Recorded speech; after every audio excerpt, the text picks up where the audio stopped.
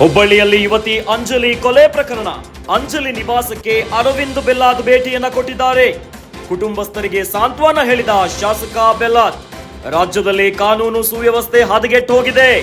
ಚುನಾವಣೆ ಮುಗಿದಿದೆ, ಸರ್ಕಾರ ಎಚ್ಚೆತ್ತುಕೊಳ್ಳಿ. ಸಿಎಂ ಸಿದ್ದರಾಮಯ್ಯ ಈ ಬಗ್ಗೆ ಗಮನವನ್ನ ಹರಿಸಬೇಕು.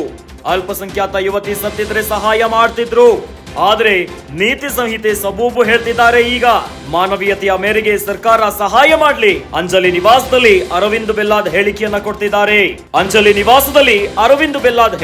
ಕೊಡ್ತಿದ್ದಾರೆ. ಹುಬ್ಬಳ್ಳಿಯಲ್ಲಿ ಯುವತಿ ಅಂಜಲಿ ಕೊಲೆ ಪ್ರಕರಣಕ್ಕೆ ಸಂಬಂಧಪಟ್ಟಂತೆ ಅಂಜಲಿ ನಿವಾಸಕ್ಕೆ ಅರವಿಂದ್ ಬೆಲ್ಲಾದ್ ಭೇಟಿಯನ್ನ ಕೊಟ್ಟಿದ್ದಾರೆ. ಬಿಜೆಪಿ ಶಾಸಕ ಅರವಿಂದ್ ಬೆಲ್ಲಾದ್ ಅಂಜಲಿ ಕುಟುಂಬಸ್ಥರಿಗೆ ಸಾಂತ್ವನವನ್ನ ಹೇಳಿದ್ದಾರೆ. ರಾಜ್ಯದಲ್ಲಿ ಕಾನೂನು ಸುವ್ಯವಸ್ಥೆ ಹದಗೆಟ್ಟು ಹೋಗಿದೆ. ಈಗ ಚುನಾವಣೆ ಮುಗಿದಿದೆ, ಸರ್ಕಾರ ಇದ್ರ ಬಗ್ಗೆ ಎಚ್ಚೆತ್ತುಕೊಳ್ಳಬೇಕು. ಸಿಎಂ ಸಿದ್ದರಾಮಯ್ಯನವರು ಈ ಬಗ್ಗೆ ಗಮನವನ್ನ ಹರಿಸಬೇಕು ಅಂತ ಅರವಿಂದ್ ಬೆಲ್ಲಾದ್ ಹೇಳ್ತಿದ್ದಾರೆ. ಎಲ್ಲಾದ್ರೂ ಅಲ್ಪಸಂಖ್ಯಾತ ಯುವತಿ ಸತ್ತಿದ್ರೆ ಸಹಾಯ ಮಾಡ್ತಿದ್ರು, ಆದ್ರೆ ಅಂಜಲಿ ಪ್ರಕರಣಕ್ಕೆ ಯಾಕೆ ಏನೂ ಕೂಡ ಸಹಾಯ ಮಾಡ್ತಾ ಇಲ್ಲ? ಈಗ ನೀತಿ ಸಂಹಿತೆ ಕೂಡ ಇಲ್ಲ.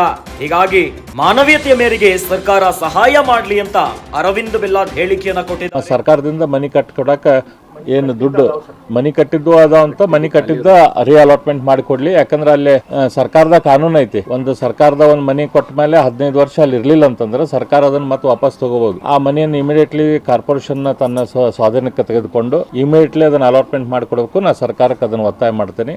ಅದಷ್ಟಲ್ಲ,